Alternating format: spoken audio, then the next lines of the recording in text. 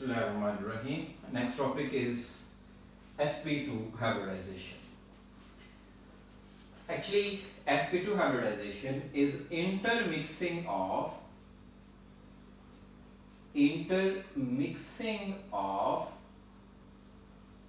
1s and 2p orbitals. Intermixing of 1s and 2p orbitals, that is termed as sp2 hybridization. sp2 hybridization is also termed as 3sp2. मतलब इसको हम 3sp2 भी कहते हैं क्योंकि total 3 orbitals होते हैं तो हम इसे 3sp2 हाइब्रिडाइजेशन भी कह देते हैं। इसमें अगर हम डिटेल में आए तो हमारी जो अल्कीन्स हैं, अल्कीन्स sp2 हाइब्रिडाइजेशन शो करती हैं। अल्कीन्स ऐसे हमारे हाइड्रोकार्बन्स हैं जिनके पास डबल बॉन्ड होगा। इसमें अगर हम बेस्ट एग्जांपल की तरफ चलें तो हमारे पास ethene is a best example. Ethene के अगर हम फार्मूला पे आए तो CH2 double bond CH2, smallest alkyne ये है। इसको हम लेके चलते हैं, इसकी एग्जांपल को भी हम एक्सप्लेन करते हैं और इसी की हम आगे ज्योमेट्रीज की तरफ भी लेके चलेंगे। इसमें हमारा सेंट्रल एटम क्या है? कार्बन एटम हमारा सेंट्रल एटम है। वही उसकी ग्राउंड स्टेट और एक्साइटेड स्टेट में हम जाते हैं, या फिर उसके दूसरे लफ्जों में हम इलेक्ट्रॉनिक कॉन्फ़िगरेशन से बात करते हैं। अगर हम इसकी एक्साइटेड स्टेट की बात करें तो एक्साइटेड स्टेट कार्बन की क्या होगी? एक्साइटेड स्टेट में हमारे पास जो इलेक्ट्रॉन्स हैं, 2s में एक इलेक्ट्रॉन, 2px में एक इलेक्ट्रॉन, 2py में एक इलेक्ट्रॉन, 2pz में एक इलेक्ट्रॉन।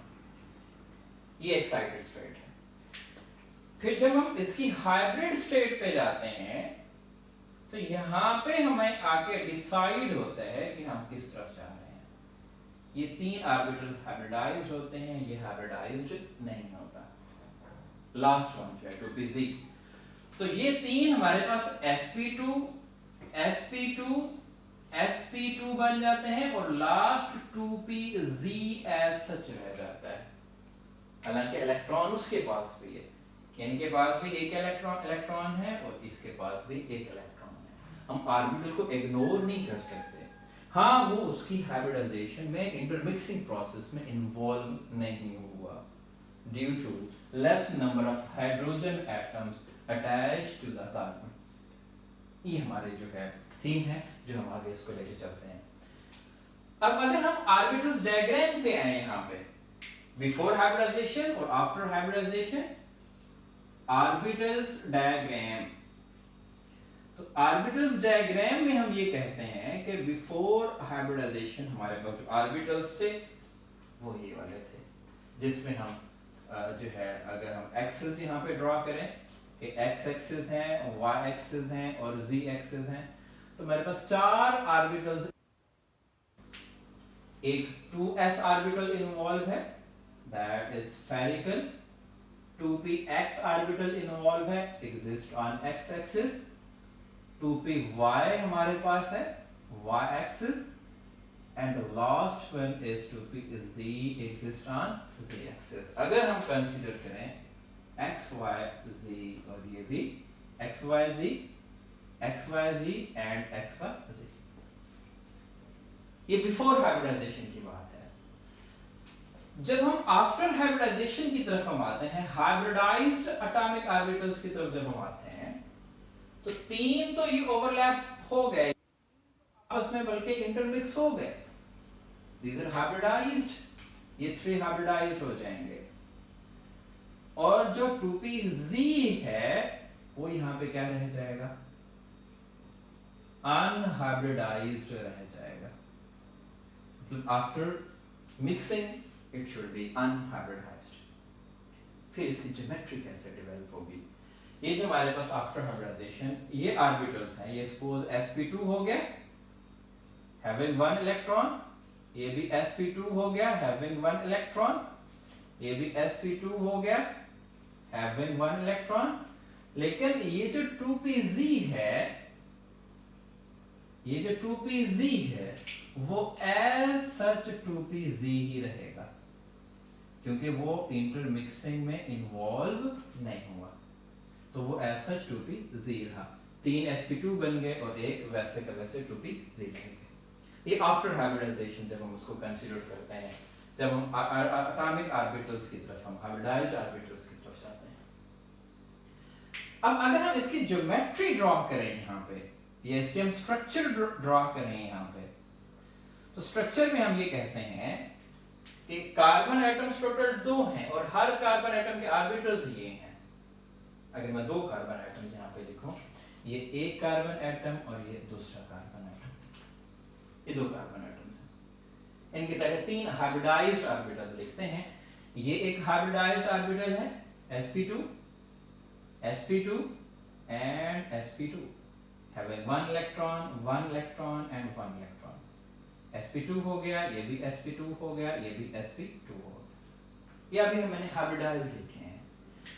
जो अनहाइब्रिडाइज्ड है कैसे एग्जिस्ट कर रहा है, दैट इज 2pz, वो उसको भी इंटरमिक्स नहीं होगा। सिंपल तो दूसरे कार्बन पे जाते हैं, that is sp2 and sp2, ये 3 ऑर्बिटल्स sp2 हैं और एक ओवरलैपिंग भी हो गई, और एक ऑर्बिटल ऐसा है जो कि अभी 2pz की फॉर्म में यहां पे मौजूद है। यहां पे एक ओवरलैपिंग हो गई, that is between sp2 mention कर देते हैं, sp2 ओवरलैपिंग किस किस के दरमियान, between carbon and carbon atoms. कौन सा बॉन्ड यहां पे बन गया, सिग्मा बॉन्ड की फॉर्मेशन हो गई। ये एक पॉइंट हमारा क्लियर हो गया।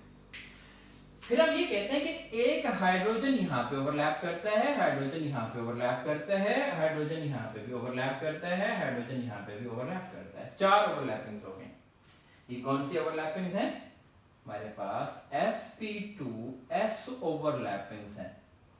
किस किस के दरमियान हो रही हैं, कार्बन एंड हाइड्रोजन एटम्स।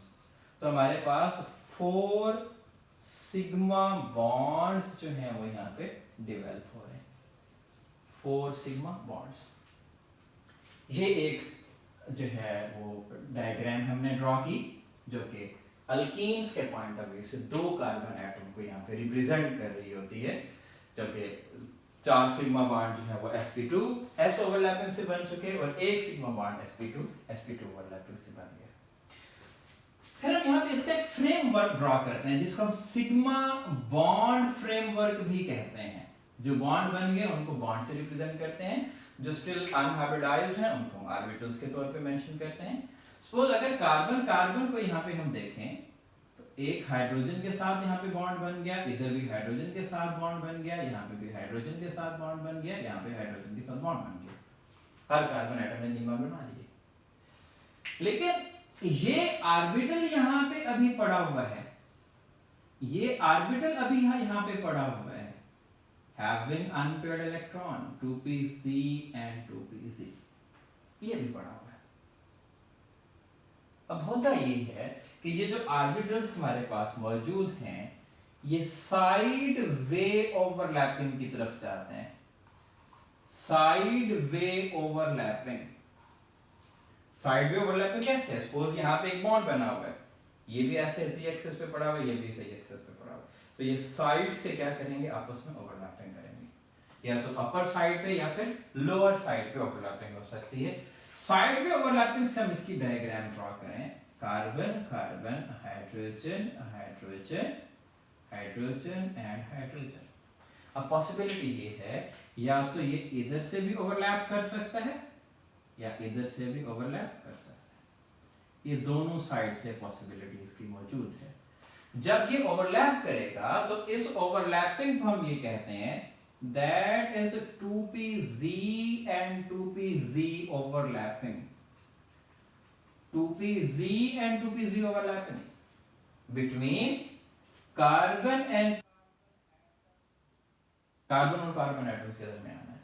और ये बॉन्ड कौन सा बन रहा है यहाँ पे 1 पाई बॉन्ड फॉर्मेशन होगी, क्योंकि साइड में ओवरलैपिंग से ये 2p साइड में ओवरलैपिंग करेगा। जब साइड में ओवरलैपिंग करेगा तो उससे बॉन्ड फॉर्मेशन जो होगी वो क्या होगी, पाई बॉन्ड की फॉर्मेशन हो जाएगी। ये पाई बॉन्ड हमारा डेवलप हो रहा है। इसकी जब हम फाइनल स्ट्रक्चर पे हम आते हैं तो हम ये कहते हैं कि कार्बन और कार्बन के दरमियान डबल बॉन्ड डेवलप हो जाएगा। इसमें से एक सिग्मा बॉन्ड है और एक यहाँ पे क्या है, पाई बॉन्ड है, सिग्मा एंड पाई बॉन्ड। ये ओवरऑल इसकी कंस्ट्रक्शन है। अगर हम एक मॉलिक्यूल एक कार्बन एटम को सेंटर लें और इसकी हम ज्योमेट्री की तरफ चले जाएं, 3 कॉर्नर्स बन रहे हैं यहाँ पे, और इसकी जो ज्योमेट्री यहाँ पे डेवलप होगी that is trigonal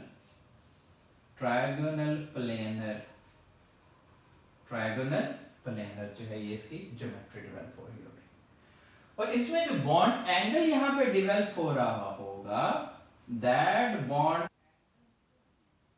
120 degree trigonal planar इसकी ज्योमेट्री डेवलप होगी, और 120 डिग्री का जो इसका एंगल है वो यहाँ पे डेवलप हो गया।